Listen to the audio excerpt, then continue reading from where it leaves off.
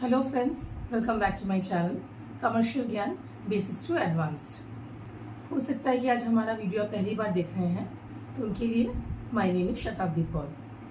चलिए आज ट्रेड के बारे में हम कुछ जानेंगे। ट्रेड, हम सभी ने इस टर्म के बारे में काफ़ी बार सुना होगा। आज हम इसका प्रॉपर डेफिनेशन पहले जानते हैं। ट्रेड का अर्थ है buying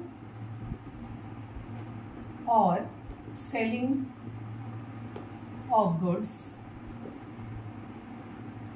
to earn profit। I think ये सेंटेंस सबको क्लियर हो चुका है। बाइंग और selling of goods to earn profit, कुछ खरीदा जाए या कुछ बेचा जाए, बेसिकली गुड्स, जिससे प्रॉफिट अर्न हो। अब ट्रेड को हम दो कैटेगरी में डिवाइड कर सकते हैं। पहला है होम ट्रेड और दूसरा है फॉरेन ट्रेड।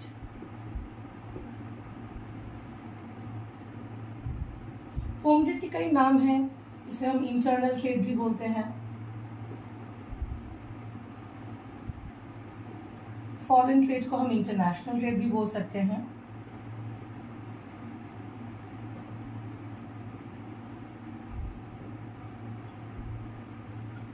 अब होम ट्रेड या इंटरनल ट्रेड का डेफिनेशन क्या हो सकता है?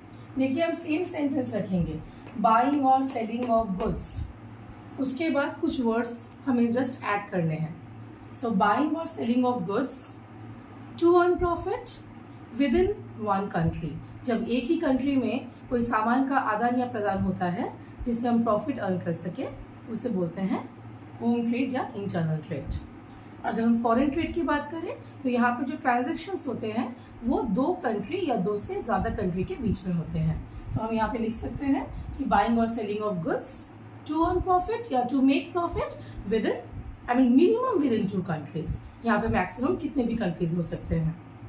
अब आइए जानते हैं कि होम ट्रेड या फॉरेन ट्रेड के भी कुछ कैटेगरीज है, तो वो क्या क्या है।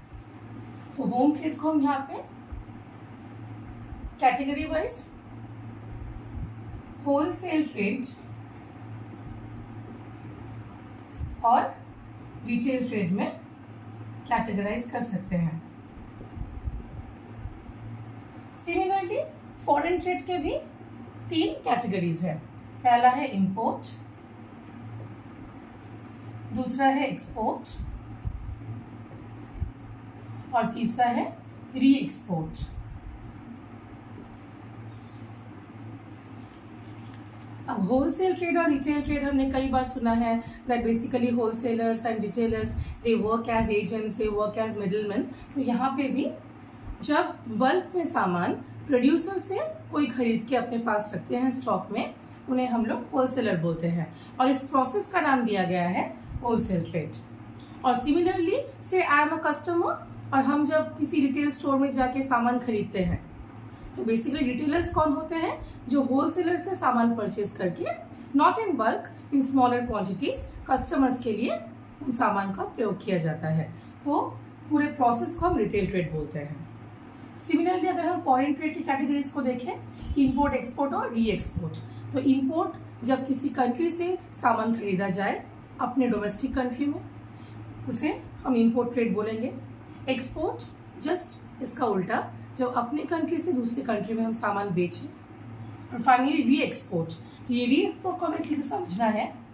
इसे हम एग्जाम्पल के तौर पे देख सकते हैं कि मानिए हमने तीन कंट्री लिया है, कंट्री ए, कंट्री बी और कंट्री सी।